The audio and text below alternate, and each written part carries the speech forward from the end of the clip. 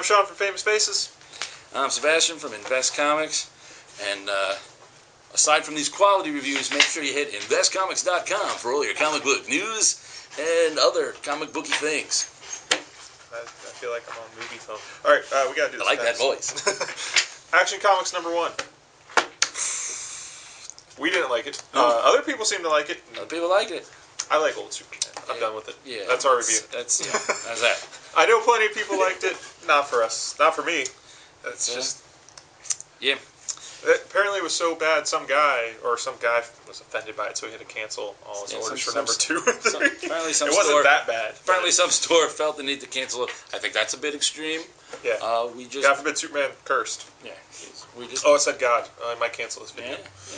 Go. Should have said RD for Rowdam. Rowdam. That'd be cool. All right. Critter #2 from Big Dog Inc. A lot of fun. Good stuff. Clean art. It's guest starring Todd Knox. He actually told me that's how you say his name. I had to ask. But it's Todd Knox character, Lilyhammer from the reality show. I'm blanking on the name. Wild Guard. Thank you. I'm blanking voice on off the name. To the side. Yeah, it says thank you magic voice. It's like Mystery Science Theater. Which means that since they're going to use my character in issue 4, if you use like this 6 degrees of Kevin Bacon theory, technically my character is now within a Todd Knox character degree circle. So that's good. Great book, lots of fun. Read it. Do I need to review this? Look at that. Where's my magic hand when I need it? Warlord of Mars. Right now. Warlord of Mars, Deja Thoris. I keep telling you, I love these Warlord of Mars books. And that's the cover. While it's nice, the cover is nothing compared to Carlos Rafael. It's Mars. Apparently, clothing is optional on the Red Planet. You're showing the naked man. Carlos Rafael is amazing. He's got a very that very Frank Cho. It's gorgeous. Read it. All right, DC's first week of Fall 52. Animal Man. Everyone said it had a really good ending. I was okay with it. I could not stand the fact that they kept calling him A-Man. That was absolutely ridiculous, and I laughed every time. It's true, he did. I sat next to him while he read it. What's your theory on Animal Man? People writing Animal Man? The problem with people writing Animal Man is they always focus. Grant Morrison set the bar on Animal Man equal weird, strange, kooky comic with the bizarre, and they forget. They always try and focus on the weird. I like Jeff Lemire. I like the story. It's a good book. I like the art, though. The lines all seem thin and fragile. It was like it was all inked with one mechanical pen.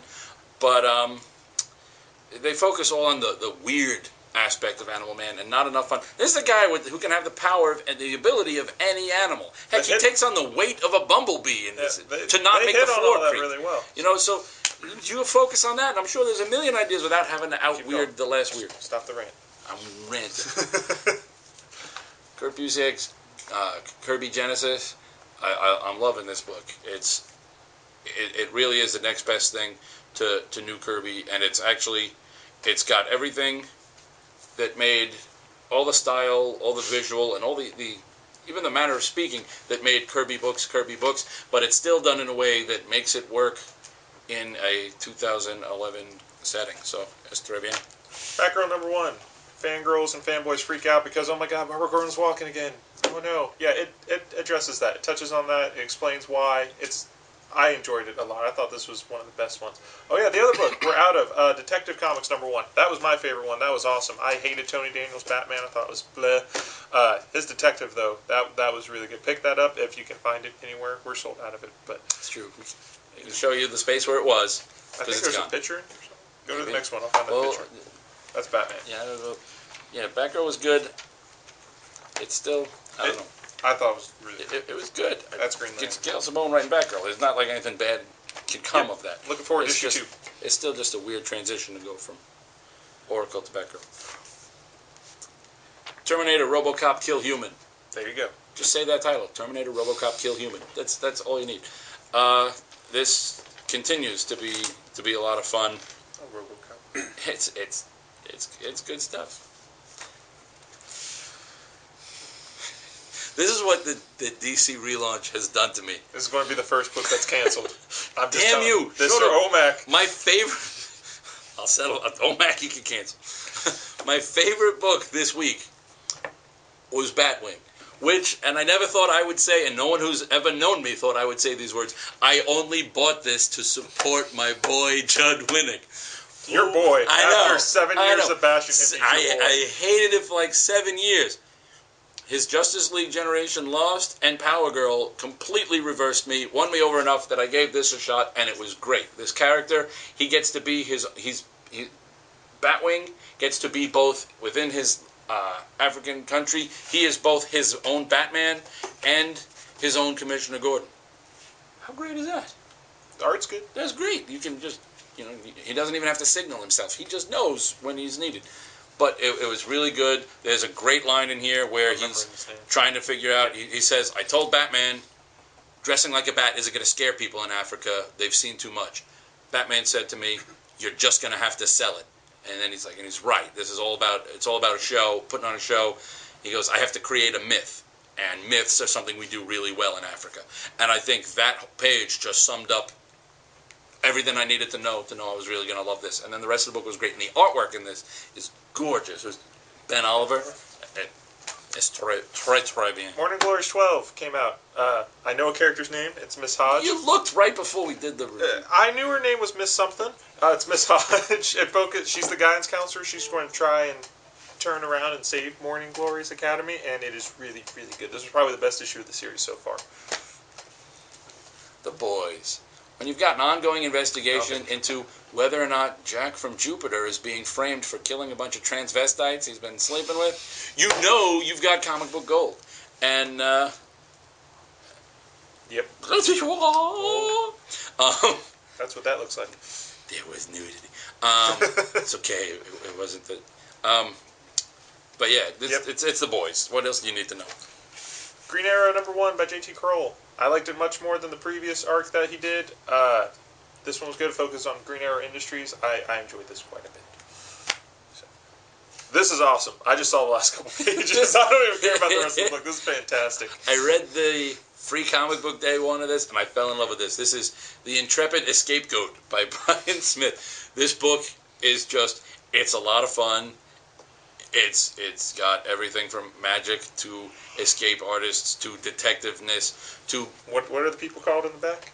Oh, and yes, everybody's favorite. The Basics. The Basics, Fantastic. Which is just these wordless comic strips about three friends that are a triangle, a circle, and a square. And they're awesome. It's just amazing. Read this book, you will feel better. It will put hair on your chest. Uh-oh. It's all you. Until they ruin Kyle Rayner, I'm not going to say anything. They will. Trust me. That's Tony Bedard.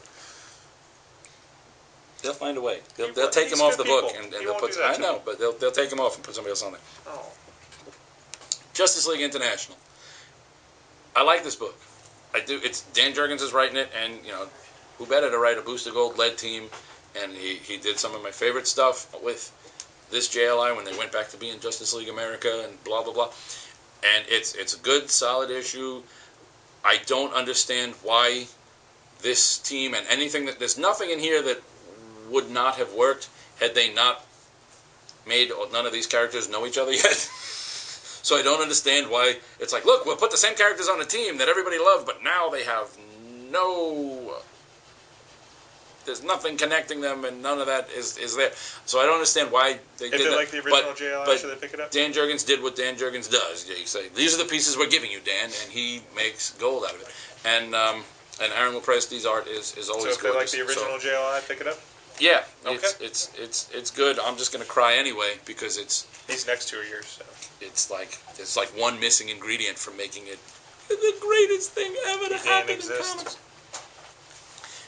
XFactor, it's a .1 issue. So did it do its job?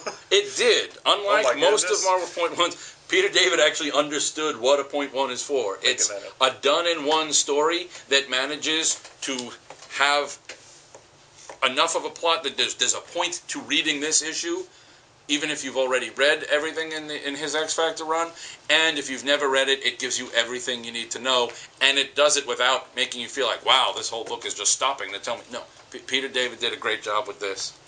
My hat is off. X-Factor's the most underrated Marvel book. It is. Irredeemable. Sean makes fun of me because I review these I books review every Walking time. Dead all the time, so. But this book is just good. It's superheroes, but it's different. No. They threw me for a twist with one of my favorite characters, the Charybdis half of Scylla and Charybdis. They threw a twist in there and a twist on top of the twist. So it's like a pretzel at this point. But pretzels are good, especially the soft kind like you get in New York City from a street vendor. So good. I'm taking this book and you're reviewing the next one now. Static Shock. Again, the DC relaunch has done things that make me say things that I never thought I'd say. I'm not usually what you would call a Scott McDaniel fan. He should draw, not write. This book, I liked it. Yeah. I liked it. I liked what he did, and with this character, I liked the art. I loved it. I admit that one of the things that made me break down and buy this one was they kept showing pictures of this online, little teasers, little this and that, and this new costume and that color scheme, maybe it's because I'm colorblind, maybe it's because I'm easily amused, but this won me over, and the rest of the book just made me happy. This is good. So apparently I'm going to keep reading DC, just none of the things I used to read. I don't have a review for like the next 3 books, so I'll just sit here in silence. You set me up. Godzilla, Gangsters, and Goliaths. All right, this is written by John Layman, guy who writes Chew. You all love Chew. Everybody on the internet talks about Chew. Read this book. I dare Chew. See what I did there? Making it really hard. Oh my God! I told you. Sorry. I so desperately wanted to like this book, and it turned out to be yet just another attempt to relaunch Stormwatch, and it's missing just every major ingredient. Number 1. Number 1, because I read number 2 Before number 1. like 2 weeks ago, and we were all like, "Yay!" And number 1 was still good. It's again, this is the story of a guy who wakes up, and now I got to see the part where he wakes up and goes in the middle. He goes to sleep on his couch, wakes up in the middle of robbing a bank as the world's worst supervillain. Freaks out, manages to get home, wakes up the next day in midair and goes, "Holy crap, I can't fly," and falls to the ground. Because apparently Douglas Adams was right. You can fly as long as you're distracted. Once you realize you're flying, you'll think, "Holy crap, I can't fly," and then you won't be able to. I'll try that. Hitchhiker's Guide to the Galaxy teaches you everything you need to know. But he realizes, "Holy crap, I'm the world's worst supervillain and the world's greatest superhero." And then he realizes, "Holy shit, I'm just nuts, and I'm multiple personality, and I'm in a war with myself all over the place." Good stuff, lots of fun. Swamp Thing number 1. Look, I get to talk again. Scott Snyder. First book I'm disappointed with, and I just didn't get it. I don't know what it was. I mean, it was good setup. Hopefully number 2's better, but Was there a swamp? Eventually. Was there a thing? Yeah, he was at the end. Okay then, it delivered. See this? There was Jennifer. There was blood. And there was 4 months late. There will be blood. It was 4 months late. 5 months. But it was a lot. It was late. But the art inside is gorgeous. The story, I was actually laughing out loud. Not like the online LOL. I was actually laughing out loud to where my wife was staring at me with that face my wife stares at me when I do just about anything with. But it was good. This book is just Garth Ennis having a lot of fun. And you will too. we didn't read that. So I read part of it. I tried because I like those characters. I like Deadman. I like Sterling Gates. I don't like Rob Liefeld. I refuse. I can't do it. He's a man of principles, I guess. Hey, look, it's our cameraman. It is. Look, look, it's our cameraman. You can't see our cameraman. You don't know, but trust us, he looks like Bruce Campbell. Campbell. Look at that. You're famous. Look, you're right there. You want to sign this? All right. Okay. You can review it now. Danger Girl, Army of Darkness. We finally get one of the Danger Girls, Sydney, there to bump up with Ash, and of course it goes exactly how you'd expect. She's there to help Ash. He doesn't get that and is an ass about it. Fight ensues. It's like old school Marvel team-up. This book, if you like either Danger Girl or Army of Darkness, or our cameraman, this book is good. If you like any combination of those things, then this book is awesome. Alright, this is our trade for the week. Big old hardcover. Miranda Mercury. I had read one issue of this. A lot of issues. Yeah, well, he did like his first issue was number 295. He did like the opposite of the DC relaunch. It's like my first issue will be 295. It was like it was an ongoing, but it was really good. I liked it then. Then I never saw anything of it. So this apparently collects 295 through 300, number 124 and number 1.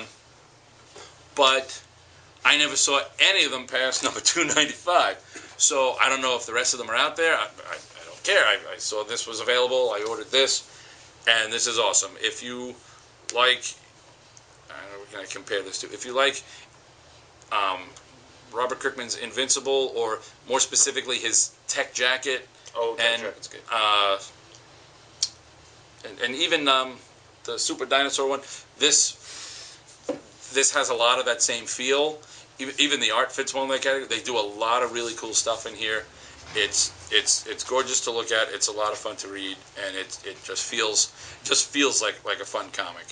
And I think they did a great job with this. This was Brandon Thomas, who the only reason I even found out about this was he used to write an article about getting this stuff done on Newsarama, and I followed along with it and then read into this. Great stuff, gorgeous book, looks great on my shelf. You'll love it. Two real quick things. Next Wednesday, the 14th. Not your shirt. We got the comic book roundtable at 7 p.m. So if you want to join us here at Famous Spaces, feel free. Unless you're in another country, then you'd have to buy a ticket really quickly. Yeah. What up, foreign countries? Then this thing. You can talk about it. You know more about than I do. Right. Also here at Famous Faces on Saturday, September 10th, we will be holding a benefit for the Leukemia and Lymphoma Society, raising money to help fight cancer.